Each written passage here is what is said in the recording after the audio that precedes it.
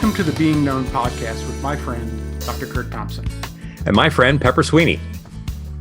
We are here to discover and explore what it means to be truly known. Hello, Kurt. Hey, Pep. Great to see you again this morning in your black camouflage. Love that. Thank you. You know, I went looking for this shirt and I couldn't find it, not because it's camouflaged, but because at the beginning of the COVID pandemic, I took it to the dry cleaner. And who goes to the dry cleaner right now? Because, you know, we're just wearing the same clothes all the time. So Day in and day, just pajamas. Right. So I found 4 new shirts that are nicely pressed and ready to go. So this is our season 2 of the Being Known podcast. And we are focusing on the 9 degrees of integration, which is a real bummer for me because all of my preparation has been on the 6 degrees of Kevin Bacon. And it turns out I'm completely wrong. I mean, not only about that, but it's actually 9 domains. It's not just 9 degrees. 9 domains, right. It's not the 6 domains of Kevin Bacon. It's the 6 domains of Kevin Bacon. It's the 6 domains of Kevin Bacon, which is a much funnier podcast. It's just not quite as informative. Oh, gracious. So the 9 domains of integration. And if you haven't yet listened to the intro to this season, you know, go back and do that now. Even if you have, you might want to, because it gives you sort of a focused view on a bigger view of what integration is and why it's important. And last week we talked about consciousness. And today we're going to be talking about the vertical domain. But I think what people are really here to find out about today is to get an update on my Jeep and whether or not I got my rear view mirror in place. And let me just tell you. I've been waiting all week, bro.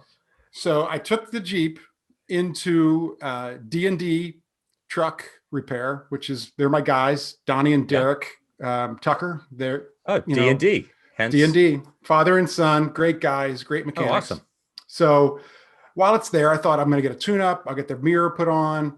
And I have, as I told you, it's a 2002 Jeep. So I had those old halogen headlights that were like somebody lit a match in there, and that's like as bright as they got, right? So I bought these really awesome LED headlights, and they put those in while it was there. I picked the Jeep up yesterday, figuring, you know, everything's integrated now. It's all working. All the domains are working, and I pull into my neighborhood and I realized that the turn signals don't work.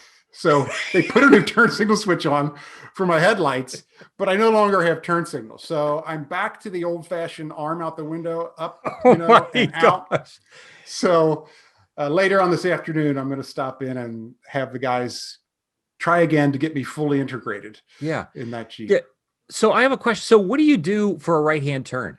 Always puzzled me. Like, so you can stick your arm out the left window.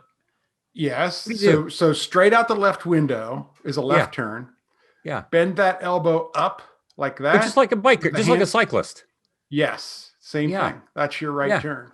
Yeah. And as if like anybody else who's coming behind you would know have any idea what that means. They're like, you're raising your hand for a question. Right. They wave at you. You know, you drive by and wave. They just think you're being friendly. Oh my word! Oh boy! Oh, isn't it? Oh gosh. Anyway. Yeah. So get us started on the vertical domain. Just jump in for us. Yeah. Well, you know, folks might wonder, like, what are we talking about, the vertical domain? And we use that phrase because we have a horizontal domain that we'll get to eventually, and another domain that we talk about. But the vertical domain is really trying to point in the direction of the body. And we start this whole idea, first of all, before we even get to the neuroscience. We want to start with this whole notion that just, you know, it's of course obvious to us that we have bodies, but, you know, when you think about what God did to make human beings, God could have just made us as bodiless creatures, I suppose. We could have had some sense of being in the world without having fingers and noses and elbows. We could have had, there didn't need to be sex. There didn't need to be, we didn't have to have the most beautiful man in the world that I get to talk to every week. Every week, bro, it's coming every week. We could have been bodiless, but instead, we read in the second chapter of Genesis, God says, and that God, he formed the man from the dust of the earth, and he breathed the breath of life into man's nostrils, and man became a living soul. This notion that God begins with bodies. We are dirt. We are in this way connected deeply to the earth and all the other formed material life on the planet.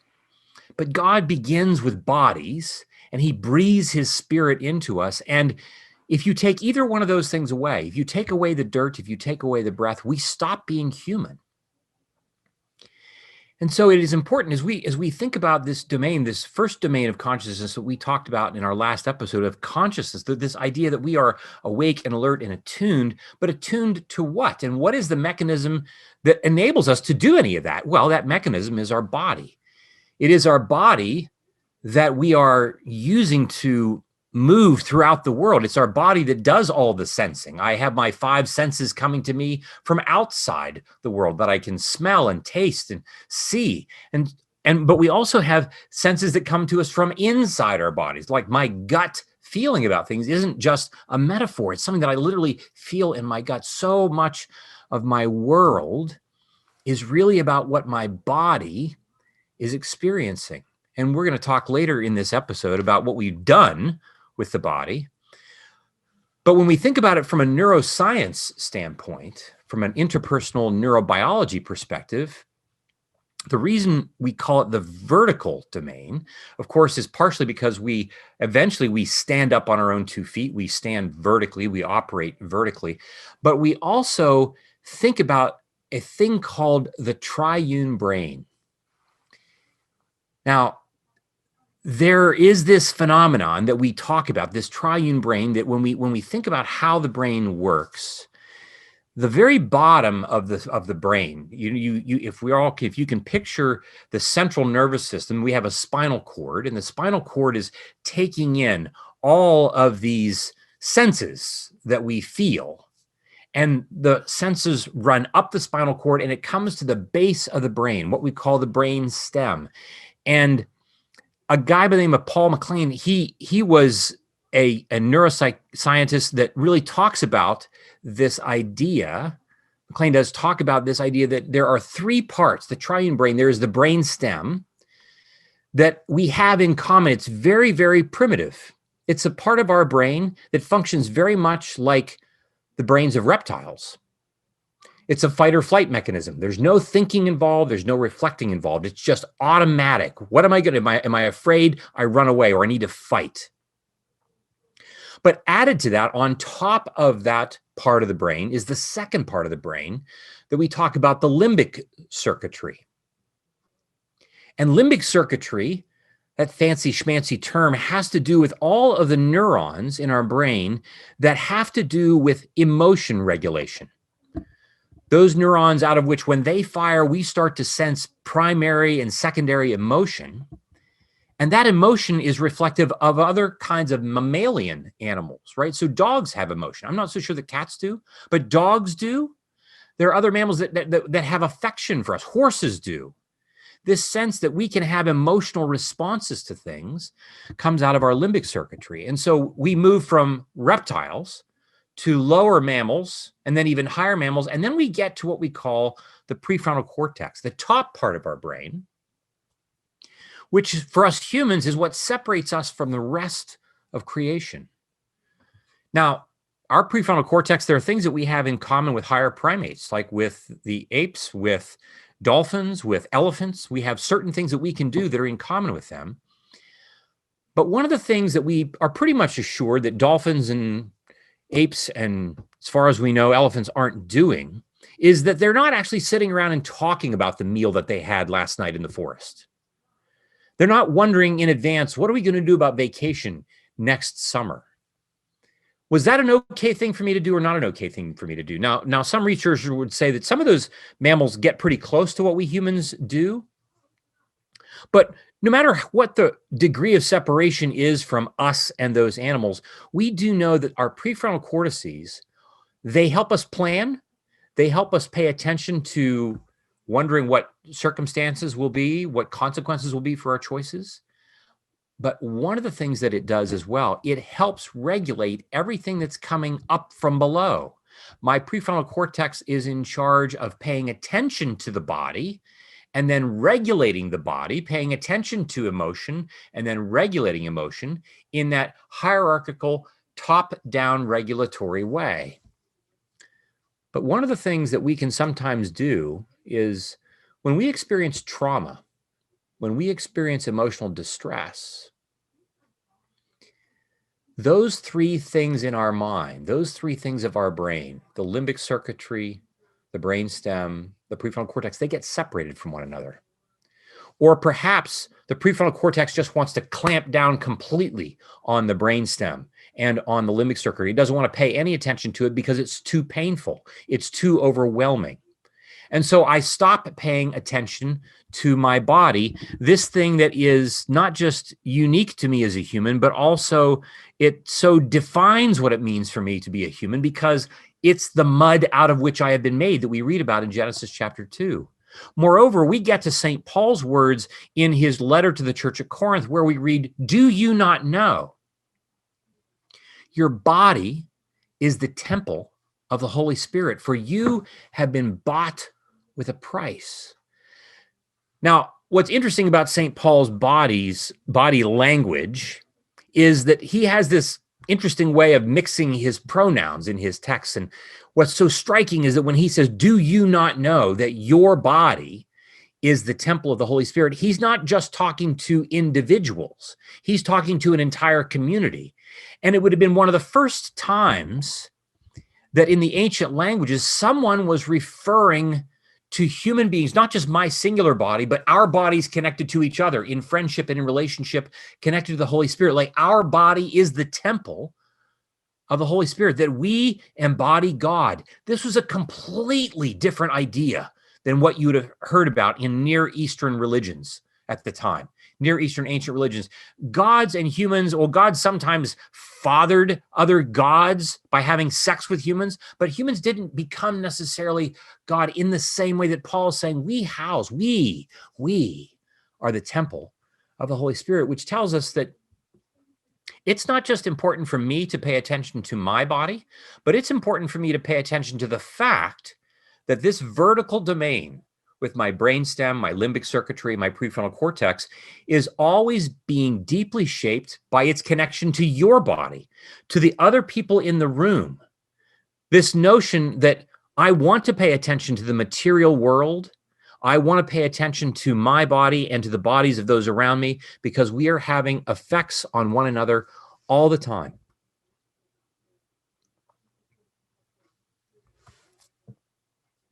When you talk about the how pain can separate those three things, and I think you're talking about, are you talking about emotional pain or physical pain, first of all, or both? Right. We're talking about both of those things. Okay, so I've broken bones, right, several times. Like I shattered my wrist two different times, and both times, I knew it was broken. It was deformed, and you knew right away, but you don't feel it right away.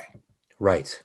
You don't feel it until, what will happen is a little bit of time goes on, and you start to break out in a cold sweat, and you're still not quite feeling it, but you're feeling clammy and you're not feeling good. And you got to get to the hospital fast. Right. And it's not for a while before the pain, really hits you. Right. Is that what's going on there? That separation?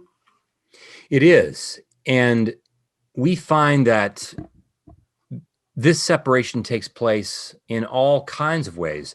So, an example would be, a patient of mine who came into the office who was, had grown up in a home where he had always loved science. But his parents, when he was growing up, his parents became worried that his love for science was not going to work out because he was going to a public school that taught evolution. And they got really worried about this. And they discouraged him from entering into a field of science. And they so discouraged him. These were people of faith. They so discouraged him about this that when he finally left home to go to college, he also left faith behind.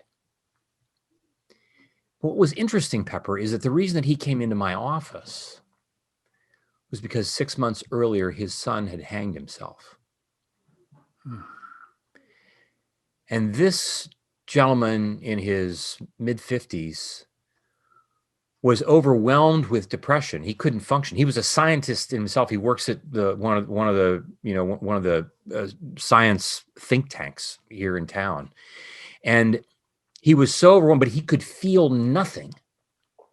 He couldn't have contact in his body. He didn't have, and what was so striking was that over time, as we started to work together, he began to feel his grief, not just about his son, but about the life that he'd had with his parents growing up, in which there had been this bright, radiant dream of studying science, even as a young guy who believed in God at the time.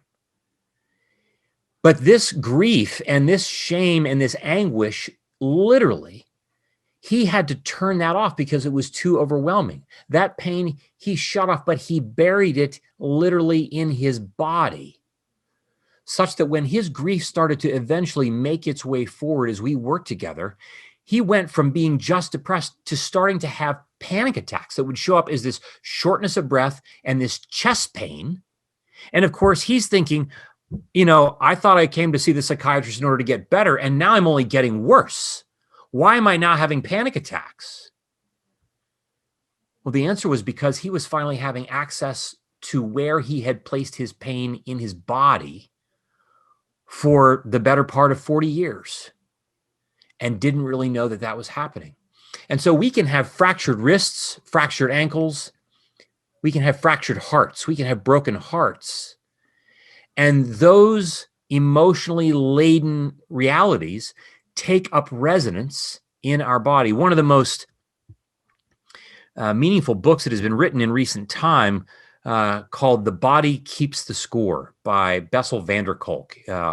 You all that are joining us, you all might be familiar with this. Some of you, I'm sure, have read this book. You're familiar with it. And it's a beautiful take on what it means for us to pay attention to how involved the body is in everything that we do. And so we find then that so much of what happens when people come into the office, so much of what we do even in our worshiping community, is often disconnected from the body. It's often not paying that much attention to the material world and the way that we are connected to the material world, and how paying attention to it and to its beauty can have the effect of forming us. But also recognizing that so much of our trauma takes up residence in our body, but because we don't pay attention to it, we just think that if we could think our way out of this, if we could talk our way out of this, if we could feel our way out of this, we'd be fine. But we're not. Yeah. As early on when I was studying acting, we would do a lot of body work, and there's a technique where you sometimes you have to do what's substitution when you're supposed to be feeling an emotion for something. So it's basically think about a time when you were feeling this, anger, distraught, whatever those things are, and you substitute that experience that you had for what's happening in the play, and you're playing, so you can physically feel so you think about, where in my body did I feel that, Right. Betrayal, I could feel it in my gut, right? You'd feel it right there. And so you have to do some of this work, and not knowing the kind of, how deep it went, back Right. then when we were studying it. It's fascinating to me to hear you talk about this now. Right. Well, I love. I mean, I think even last season you may have told this story. I'm not sure about the elevator story. You may Hmm. have told that story last Yeah, I season. did. Like that's such a striking thing. I mean, I don't know if for our listeners, you all, if you remember, you're talking about this, that you came onto the stage after having imagined that the elevator was broken. Right. Like, can you redo this just real quick? Well, quickly, yeah. So I had a role, and it was a very small role in a play, and so I had a lot of time to really. And I was a young actor, and I was trying to learn and really sharpen my craft, and so I was encouraged to just really go deep with this. So um, every night I would imagine, the route that I took. I was delivering groceries to this apartment. Would be getting the groceries off the shelves. I'm imagining the sounds and the smells and the tastes and everything, and my route to the apartment building, my route to the elevator, and my route upstairs, and then down the hall to the left to the apartment. Knock on the door, enter the stage. Okay, I'm going to pause you So for just. I'm going to pause you for just yeah, a second. So you all are hearing Pepper say all these things, and I just want to. My guess is that even as you're telling us all yeah, this, I'm imagining that our audience, in their own minds, which we're going to get back to, in their own minds, they are also creating a picture of being in their grocery stores, picturing the apartment building, picturing the elevator, picturing the work that they have to do, which again is a tribute. Even so far, we're only partway through this, again a tribute to like how we embody things even in our imagination. So okay, so you pick up from there. yeah. So just I will say one thing that I am, as I'm telling the story, I'm picturing the exact same grocery store that I had put in my head, the exact same things that I was putting in the back. It's all coming flooding back to me even now. Right. This is Right. years later. But anyway, so one night I just came to me. I thought, the elevator's broken. I got there to push the button, and there was a sign out of order. The elevator's broken. It's not working. So I had to take the stairs. But I didn't imagine that it was 30 flights up. But I did imagine, I had to walk up a few flights of stairs to get to the hallway and go down the hall. And I knock on the door. I go in and I do my scene. And as I'm thinking about this, I'm not huffing and puffing or anything like that, overacting or anything. I'm just walking through the scene as though what I experienced was I had to walk up a few flight of stairs and do this thing. So I come off the stage that night, and the director comes back, and first thing she says to me is, "What happened to the elevator?" Oh my gosh. And I Okay. was like, how in the world, right? Every Um, time you tell this story, it gives me chills because I'm so okay. I would love to hear you just say more. What was that like for you to hear her ask that question? well, first of all, it playing that one small role taught me so much because I had the time to do all this work for the first Hmm, time, really. hmm, I was, hmm, hmm, um, hmm. but when she asked me that question, I was kind of blown away. I was like, "How in the world do you know that the elevator didn't work?" And her answer was, "You were thinking it so we could feel it. Wow. Your Wow. thoughts, you know, have energy, and we could feel it in the audience." And I was just like, so one thing is it made me realize how much work you have to do before you go on that stage. And it's tempting to just, learn the lines and know where the jokes are and all that kind of stuff. You just go in and do it. But if you really want to go somewhere and take the audience somewhere, you have to do all of that homework, all of that work. Right. So I'm guessing that we're going to get a lot of mileage out of this story. We're going to come back to this story over and over and over again because it's so rich and so full of so many things. One of the things that really strikes me about your experience of your director's comments to you is her awareness. Simply something was happening in terms of your physical presence that came onto the stage differently that night. And one of the things that communicated something to her that she felt. And Pepper, one of the things that we talk about is that there are about 60 to 90% of all human communication is nonverbal in its nature, right? There are 7 nonverbal cues that we like to talk about, that we are both cueing, sending messages to others and sending messages to ourselves. Those cues involve my eye contact, my facial expression, my tone of voice. And by the way, it's generally now there's new research out that would indicate that one's tone of voice is probably the most prominent nonverbal cue that one uses to communicate joy, kindness, contempt, condemnation, the range of different things that we're trying to communicate. The tone of voice probably carries more power than any of the other nonverbal cues. And then along with those, we have our body language itself, how we posture our body, and then our timing and intensity of our responses. So those 7 nonverbal cues take up anywhere from about 60 to 90% of how we are being present in the world. And, I think about Jesus' words when he talks in Matthew 5, where he says, "You are a city on a hill. You are the light of the world." Who lights a lamp and then puts it under a bushel? And I like to tell the folks that we work with in our practice that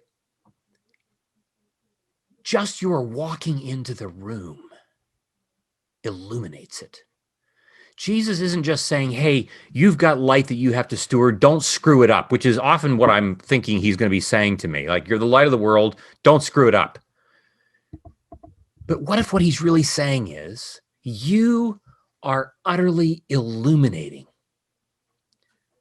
Now, in our world, we hear that and we think, wow, that's wonderful. I have no idea what that means. But typically what I think is they're like, oh, I have to have illuminating thoughts to share. I have to have illuminating ideas. I have to have illuminating wisdom. Like, to be illuminating means I'm going to be smart and give people what they need to hear and what they need to know. I want us to pay attention to the reality that this domain of integration would indicate that out of Jesus' very words is that our very physical presence in the world dictates what people sense, image, and feel just by your walking in the room. You walked up with a different imagined internal state of affairs in your mind, and your director from the audience could see, oh my gosh, like the elevator is out. We are so unpracticed at being aware of just how illuminating we are and the role that all of our nonverbal cues, all of our embodied state are communicating, again, not just to the world, but to to myself. When I cross my arms because I'm feeling uncomfortable in a room or uncomfortable in a gathering, I don't just send a message to the people who hear it or who see it. I guess they wouldn't hear me crossing my arms unless I'm wearing armor. Corduroy sometimes makes a little sound. It does. Yeah. Did you hear him cross his arms? Like, he must be pissed. I think sometimes if you could hear some, you almost could. Watch. You might not watch. Good. Did you hear that? I did. I've heard that like nothing before. Go ahead. But when I cross my arms, I'm not just sending a message to people around me. I'm also sending a message to my very own body. I am sensing that I'm crossing my arms and essentially, without using words, telling myself, I don't feel very comfortable here.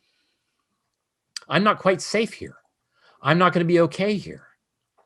I am doubling down on my sense of being uncomfortable. And so we minimize or we don't pay attention to the role that our body plays in the world. And so I'm not really paying that much attention to it. I recall the story when my daughter was about 14 at the time. I've told this story when we've been at Seasons. My daughter was about 14 at the time, and our church was going to have a Saturday morning kind of church work day. We're going to go to the church and clean up around the church and work out and so forth. All, we're going to do as families. And of course, it's going to start at 8 o'clock on Saturday morning. And we've got a 14 and 11-year-old. And, Saturday morning, 8 o'clock, working at the church, like this is bad karma all the way around. And so I figure I'm going to be a smart parent. I'm going to start the Sunday before and just let people know, hey guys, next Saturday, right? I'm going to alert, I'm going to make a long glide path to get this plane landed. And, they're kind of like not happy about it, but they're okay. And I'm, a couple times over the course of the week, I remind them they're great. Okay, fine. Yeah. Friday night, it's 10 o'clock. I'm standing in my kitchen. I feel it. I'm leaning up against the counter in the kitchen. My daughter is sitting 8 feet away from me, sitting on top of the counter. Her mom's there, her brother's there. We're just talking. And I just say to her, so what time would you like me to get you up in the morning? And the first thing was the, I don't know how many of you all have heard an adolescent, a 14-year-old, whatever it is, and then the eye roll, right? The eye roll. Like, we have research now that shows that eye rolling is one of the most contemptuous, condescending things that we can do as human beings to other people.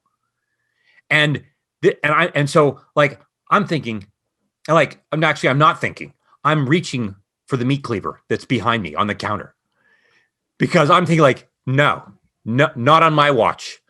I have been the right parent. Heck, I write books about these things. I've been the right parent. You are not getting away with this. And the first thing I noticed was my entire my torso was just becoming stiff as a board as I was preparing to launch across the kitchen.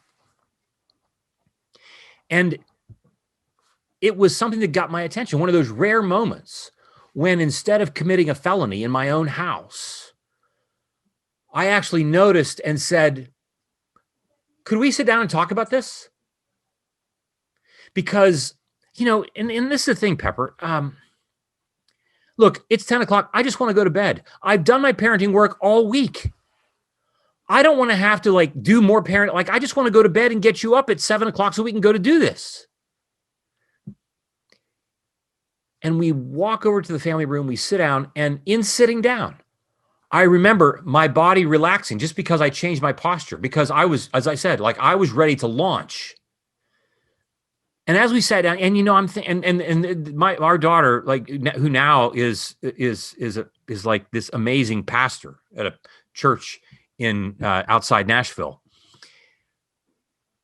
we started to have a conversation, and because she's a talker, and I knew this was not going to last for 3 minutes, and it didn't. But what it became was her being able to say what a god-awful week it had been at school. And that the eye rolling and that her tisking me wasn't so much about Saturday morning, although she didn't really want to go to church to work at 8 o'clock in the morning. But it was a lot more about a lot more. But if I'm not paying attention to my body, my mind will race ahead and take over everything, including my body, including the words that I say, in the tone of voice that is only going to create problems in the middle of that moment. The more we pay attention to our body, the more our body will be able to communicate things to us about what the Holy Spirit is trying to say. Do you not know that your body is the temple of the Holy Spirit? How often do we not sense what God is trying to tell us because we're not paying attention to our bodies? One of the things that we have people do, you can read about this in Anatomy of the Soul. There is an exercise that we call the body scan. It's very straightforward, and it just requires, you can, depending upon the pace at which you want to do it, can take anywhere from about 7 to maybe even up to 20 minutes to do. It doesn't involve any technology. It simply involves your sitting comfortably, allowing your eyes to close, a couple of deep breaths, and then through this guided meditation that we do, just walk yourself through paying attention to what you sense, first in your feet and then your lower legs, and just going throughout the entire body, wrapping up with paying attention to your breath.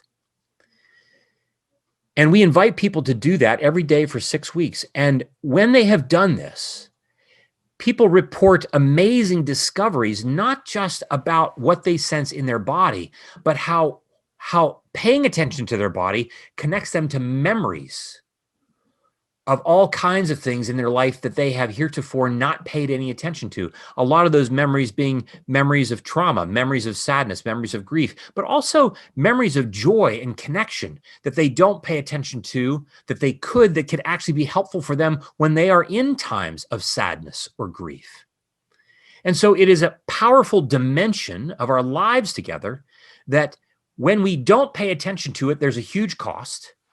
But when we do pay attention to it, we find that we are on the verge of our minds being transformed. We often say, well, when I think about the mind, that like my mind is just the thing that we think about. But as we've talked about in previous episodes, that the mind is an embodied and relational process, that the mind begins with the body, just as God began with mud. God begins with dirt and is forming us and paying attention to our body. So when Paul then says in Romans 12, verse 1, I beseech you, therefore, brothers and sisters, by the mercies of God, present your bodies a holy and living sacrifice. Present your bodies, literally. Don't be conformed to this world, but be transformed by the renewing of your mind. But to do that, we have to present our bodies. And most of us, when I think about the mind, if I'm going to transform my mind, I don't really think that my body has much of anything to do with it. Right. But there's more for us to think about when it comes to those things.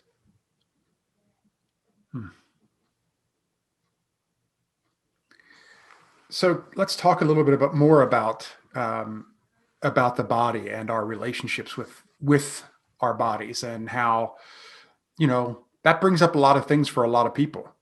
Just that in itself, like what people think about them, what when they're thinking about them more in even how the culture affects the way you think about your body and all those kind of things. Yeah.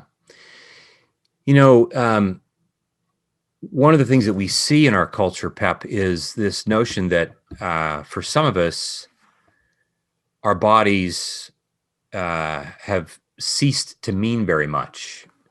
They are just utilitarian. It's like I own my car, I own my body, and I can do, and I do with my body whatever it is that I want to do with my body. No one can tell me what to do with my body. It's a thing that I own, kind of like my car. Mm-hmm. And so I don't think of it as an integral part of myself. I just think of it like myself instead is the part of me that feels things, the part of me that thinks things.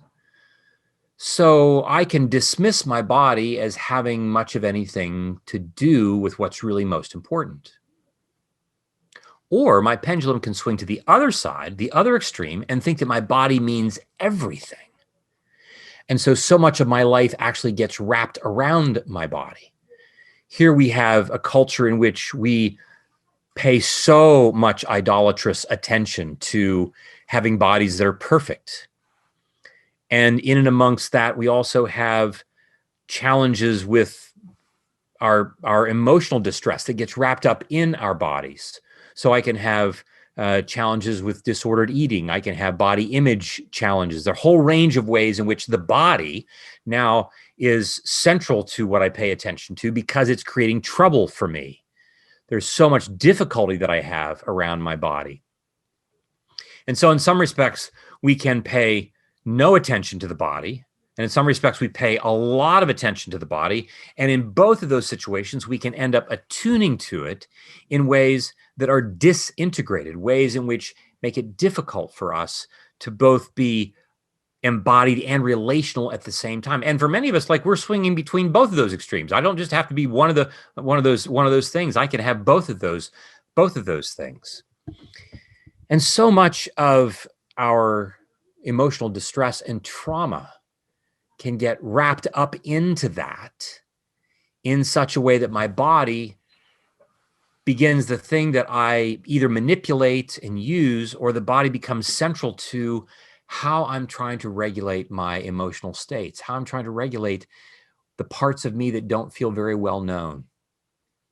Because when I'm not known, it means there are these different elements of me that are not being included in relationship with other people by whom I'm being known deeply.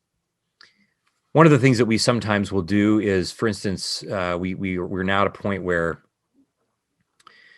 in marriage, for instance, we minimize the role that our body plays. So we might think, for instance, I love someone or I'm in love with someone, and that sense of love comes from my soul, comes from the center of who I am, comes from the felt sense of what I feel. And so when we say things or we discover, oh, I don't love this person, I don't love my wife, I don't love my husband any longer, it's as if I have a different set of feelings than I had 5 years ago, 25 years ago. But somehow I'm discounting that my body is actually loving this person all the time. I help them wash dishes. We do laundry together. We've changed diapers. There's a whole range of things. We keep up the house. We embrace each other. We have sex together. There are a range of things that we are doing with our bodies in which our bodies themselves are demonstrating loving acts all the time. But somehow we have found a way to conveniently dismiss that as having any authority when we wonder, do I love this person any longer? When the answer is actually, yes, I do. And here's how I'm demonstrating that with my physical body. We also have experiences in which we feel like our bodies betray us. I mean, this is common for everybody because as everybody ages, our bodies aren't able to do what we wish that they could do, what they could do 5 years ago, 10 years ago. I remember the first time on the playing touch football where a young guy comes running at me and I thought I got him. And it was like, he was this gazelle and I was like in molasses. And I'm like, what just happened? What just happened? Right? Oh my gosh. Body betrayed me in that moment. I know. So I played probably for a good maybe between 15 and 20 years. Every Monday night I played basketball with a group of guys, and we were all about the same age, and so we were kind of like aging gracefully, like great wine. We were aging gracefully together. And on occasion, somebody would say, "Hey, I'd like to invite so and so to come," and the first question would be, "How old is he? How old is he?" Right? Because if he's like 25, no, I'm not sure he can come. Because I don't want those gazelles like running fast breaks on me when I can't get back past my own foul line to catch up to him by the time he's scoring on the other end of the floor. Yeah, it's awful. It's so humbling.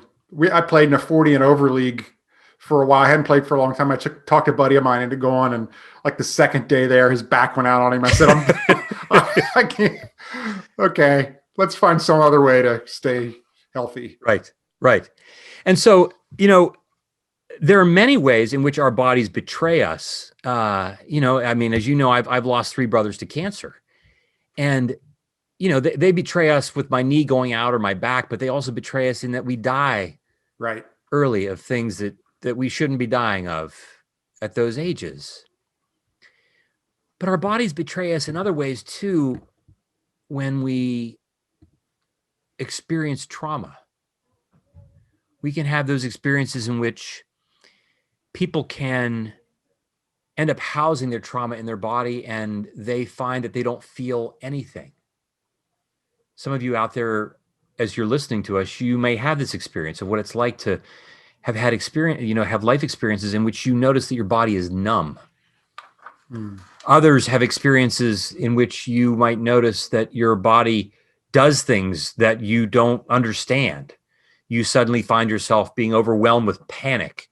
You suddenly find you walk into a grocery store and you don't know why you feel like you're going to black out. You have no reason for doing this.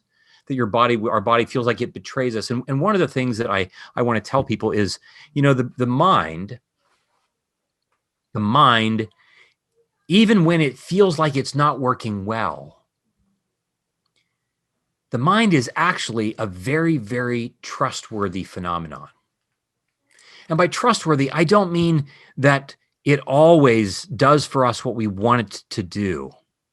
What I mean is that it can be counted on to be sending us the messages that we need to hear. If my body is numb, it's protecting me from something.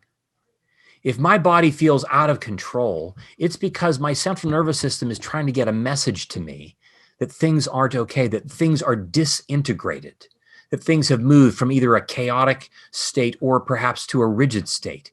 It's trustworthy in that, like, when the alarm, when that smoke detector goes off in my kitchen when I'm making bacon, I don't like it. I don't want it to be doing what it's doing, but it's reliable.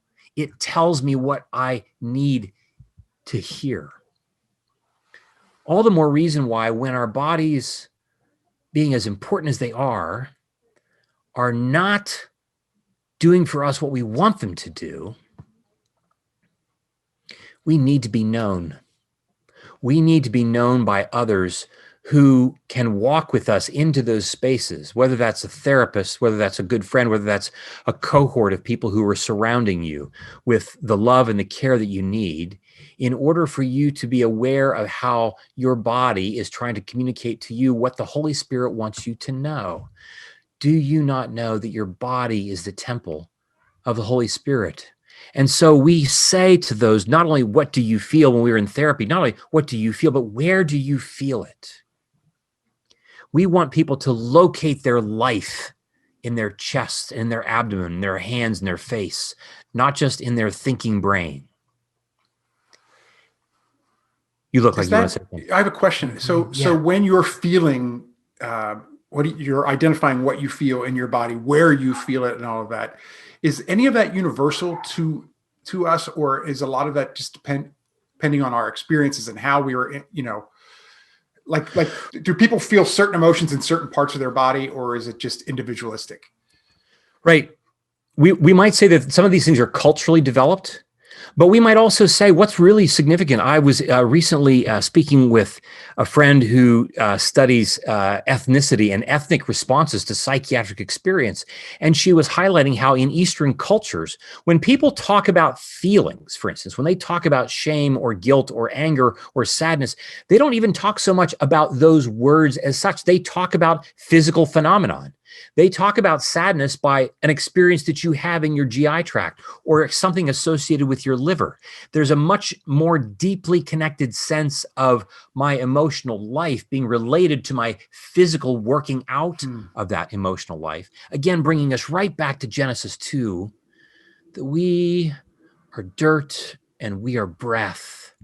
And apart from any of those things, we stop being human. But again, I want to go back again to that text and say this, Pepper.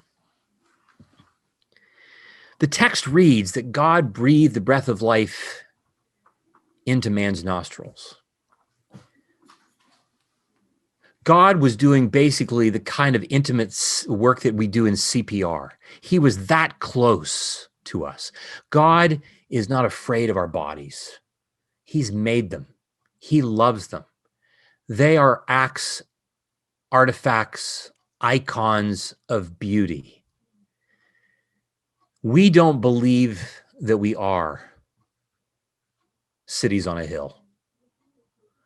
We don't believe that we are artifacts of beauty, but we are here to say that in the process of being known, we come to be seen in all of our embodied selves. We come to be seen even in the middle of our traumatized selves, that's showing up in our eating behavior, that's showing up in our weight management, that's showing up in our sense of physical betrayal, that's showing up in all kinds of ways that we don't like, and sometimes ways that we don't even know that we don't know.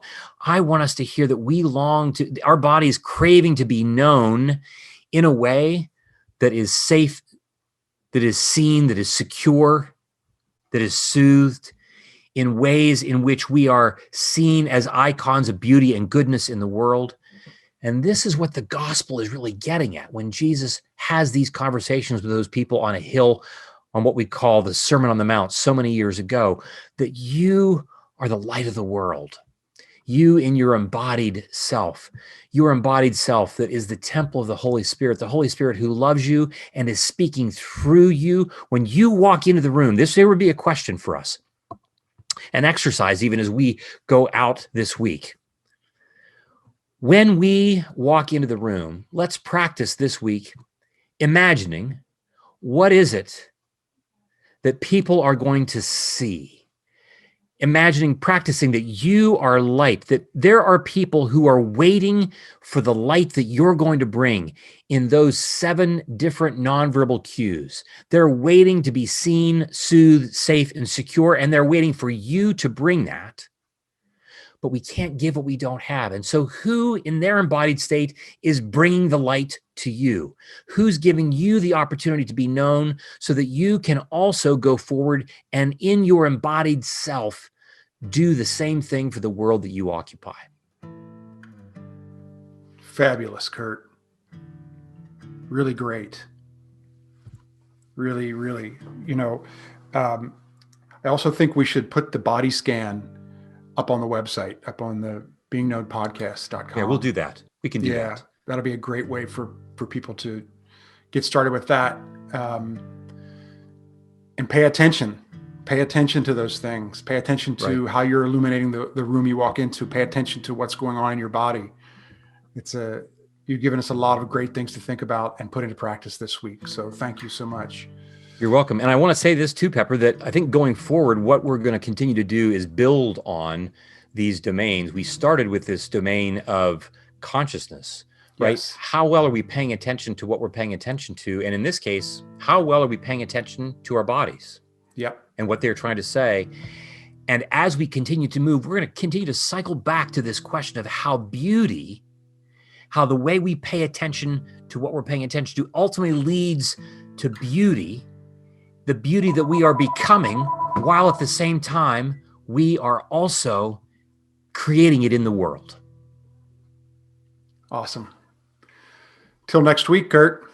Thank you so much. Thanks, Pep. Great to be with you. You too. Love you.